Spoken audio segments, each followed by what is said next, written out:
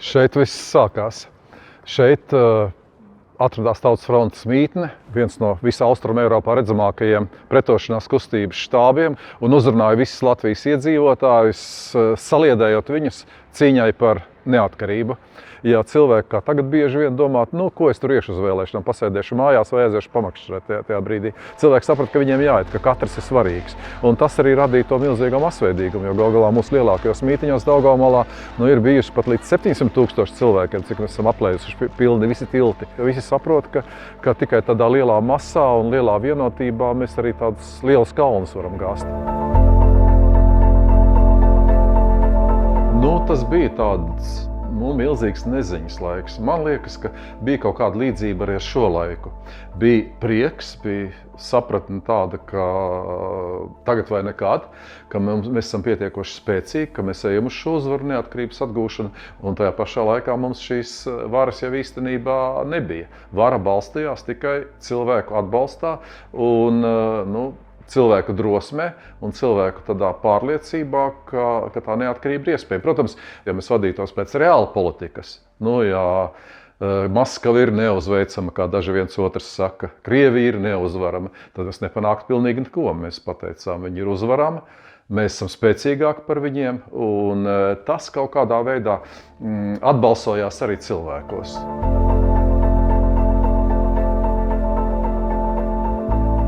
Deklarācijas būtība, ka mēs pasludinām neatkarību, nodiktēja 11. marta Lietuvas lēmums kad viņi pasludināja pilnīgi neatkarību.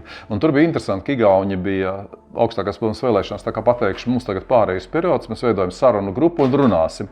Mēs savukārt sapratām, ka pēc 11. marta Lietuvā cilvēki nepieņems, ja mēs iesim uz kaut kādu mīkstāku variantu, lai mūsu neatkarības deklarācija būtu pietiekuši radikāla, lai mēs paziņotu, ka mums vairs nav nekā kopīga ar šo padomju impēriju. Un tāpēc arī 3. maijā uz sesiju atbrauc Landsbergis, kuram nebija viegli atbraukt, jo Padomju Savienība bija sākusi ekonomisko blokādi.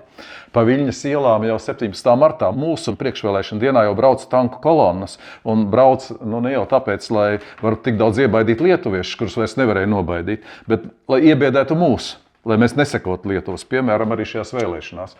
Un Landsbergis speciāli brauc uz šejieni, jo viņam bija vitāli svarīgi, lai Latvija pieņem tieši tādu neatkarības deklarāciju, kādu mēs beigās ar Egīlu Levita un Rolandu Rikārdu, un vēl tur bija vesela darba grupa, deputātu palīdzību bijām izstrādājuši. Jo, ja gadījumā mēs iet uz kaut kādu mīkstāku deklarācijas variantu, tad Lietuva paliktu pilnīgi viena. Un Kremlim ļoti izdevīgi būtu Lietuvu piežmiegt, un to mēs jau sapratām, kad aizbraucām Maskavā un Gorbačovam parādījām šo deklarāciju, mēs tādu pieņemsim. Un tad viņš pateica, jums tas neizdosies, tauta jūs gāzīs, jo nevienam jau no mums nebija garantijas, ka mēs iziesim un apsveiks ar ziediem. Varēja jau gadīties, ka mūs iznest ar kājām pa priekšu vai vienkārši izvestu no šīs augstākās padomes, jo tā mūsu pretējā frakcija, kas tur tālumā sēž, mazākuma, kas bija ievēlēta, komunistu interfrontes, tur bija VDK un padomju armijas dažādi pakāpju virsnieki, kuri nekautrējās uz šo sēdi nākt savās militārajās formās.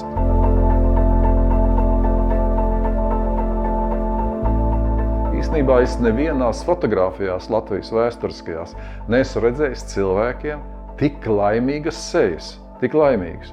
Dīvainā kārtā tā laime ir tajā brīdī, kad ir tikai nobalsots par brīvību, jo nekas jau nav mainījies. Armija tepat rūc un gaida, padomju armija ir šī pati padomju ekonomika, reālās varas mums īstenībā nav pilnīgi nekādas pārņemtas, bet iekšēji cilvēkam redzētajās acīs ir mainījies viss, kas vairs nav nošaujams, kas nav iebiedējams un kas nav pakļaujams.